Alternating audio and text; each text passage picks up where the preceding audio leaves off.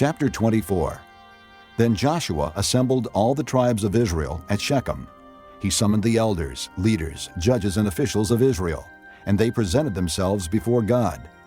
Joshua said to all the people, "This is what the Lord, the God of Israel, says.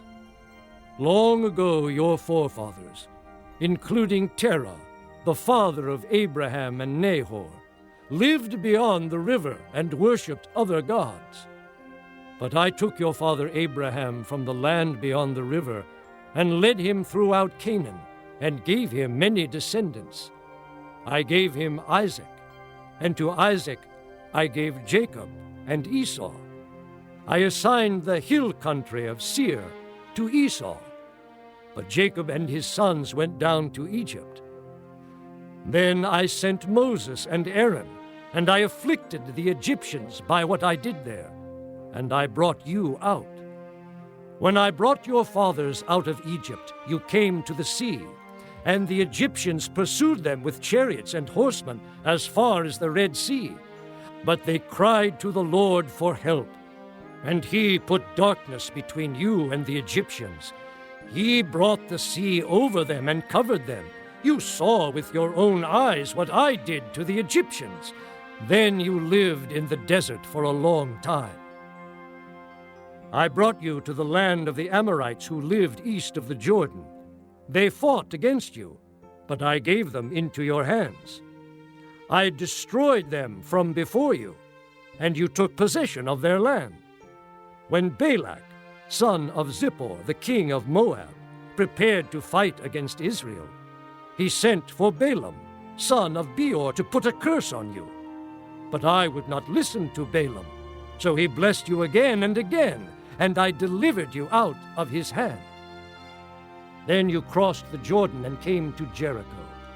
The citizens of Jericho fought against you, as did also the Amorites, Perizzites, Canaanites, Hittites, Girgashites, Hivites, and Jebusites. But I gave them into your hands. I sent the hornet ahead of you, which drove them out before you. Also the 2 Amorite kings. You did not do it with your own sword and bow. So I gave you a land on which you did not toil, and cities you did not build. And you live in them and eat from vineyards and olive groves that you did not plant. Now fear the Lord and serve him with all faithfulness. Throw away the gods your forefathers worshipped beyond the river and in Egypt, and serve the Lord. But if serving the Lord seems undesirable to you, then choose for yourselves this day whom you will serve, whether the gods your forefathers served beyond the river, or the gods of the Amorites in whose land you are living.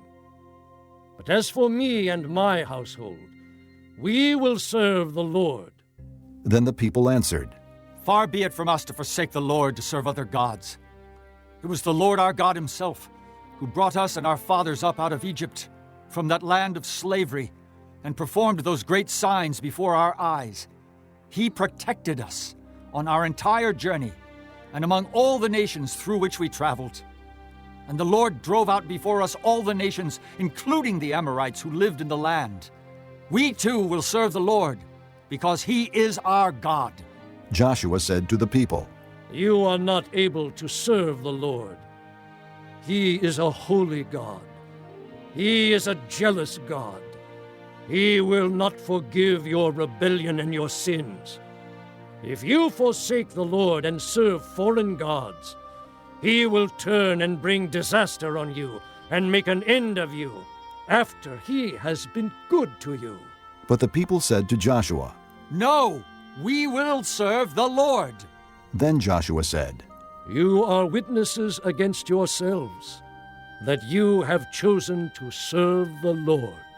"Yes, we are witnesses." They replied. Now then, Said Joshua, throw away the foreign gods that are among you, and yield your hearts to the Lord, the God of Israel. And the people said to Joshua, "We will serve the Lord our God and obey him." On that day Joshua made a covenant for the people, and there at Shechem he drew up for them decrees and laws. And Joshua recorded these things in the book of the law of God. Then he took a large stone and set it up there under the oak near the holy place of the Lord. "See, He said to all the people, this stone will be a witness against us. It has heard all the words the Lord has said to us. It will be a witness against you if you are untrue to your God." Then Joshua sent the people away, each to his own inheritance. After these things, Joshua son of Nun, the servant of the Lord, died at the age of 110. And they buried him in the land of his inheritance, at Timnath-Serah, in the hill country of Ephraim, north of Mount Gaash. Israel served the Lord throughout the lifetime of Joshua, and of the elders who outlived him, and who had experienced everything the Lord had done for Israel. And Joseph's bones, which the Israelites had brought up from Egypt, were buried at Shechem in the tract of land that Jacob bought for 100 pieces of silver from the sons of Hamor, the father of Shechem. This became the inheritance of Joseph's descendants. And Eleazar son of Aaron died and was buried at Gibeah, which had been allotted to his son Phinehas in the hill country of Ephraim.